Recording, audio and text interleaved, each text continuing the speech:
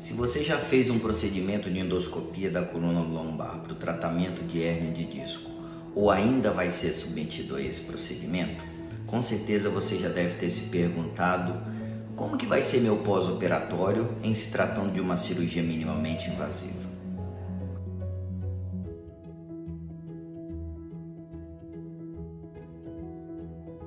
Meu nome é Daniel Calegari Pereira, sou neurocirurgião da equipe Vértice Saúde Integrada e sou especializado no manejo das doenças da coluna vertebral, com ênfase na cirurgia minimamente invasiva e endoscopia da coluna lombar.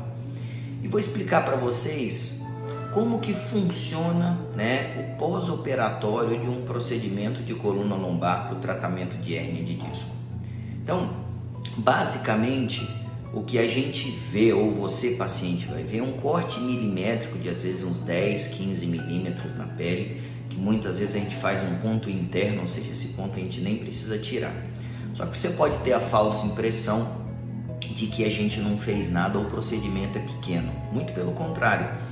Esse é um procedimento em que a gente trabalha através da pele, através da musculatura, a gente mexe em algumas articulações para poder retirar a hérnia de disco e visualizar e descomprimir as estruturas neurais. Então, cada etapa dessa tem um tempo biológico de cicatrização que eu preciso respeitar para restituir a plenitude de funcionamento da coluna. E isso é importante que a gente entenda, porque os ossos da coluna, a estrutura da coluna, ela trabalha em harmonia, cada um dividindo a função com o outro. Então, se eu tenho uma doença de sobrecarga numa região e eu vou operar aquela região, independente da técnica, eu preciso cicatrizar aquela região, mas as regiões adjacentes, elas também vão trabalhar em regime de sobrecarga, porque às vezes uma função que era para ser dividida para 3, temporariamente vai ficar sendo dividida por 2. Então, isso é importantíssimo que você entenda, porque você, paciente, vai ser parte fundamental no resultado final do tratamento cirúrgico.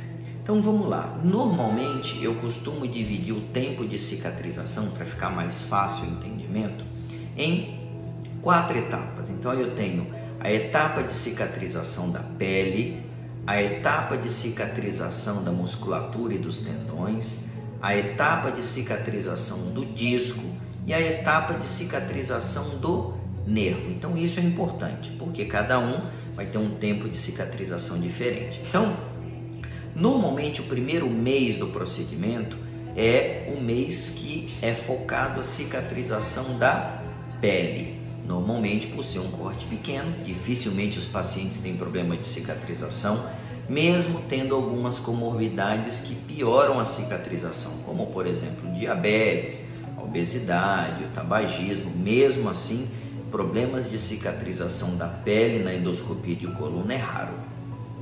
Passado para a fase subsequente, onde eu vou trabalhar com a musculatura e os tendões que a gente manipulou, normalmente a finalização desse tempo de cicatrização vai de 2 a 3 meses, é o tempo médio.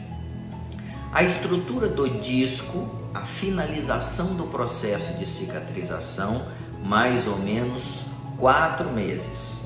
Enquanto que a finalização do processo de cicatrização das estruturas neurais, mais ou menos 6 meses. Por que que isso é importante? A ideia de qualquer cirurgia é restabelecer a funcionalidade e você voltar às suas atividades de vida diária.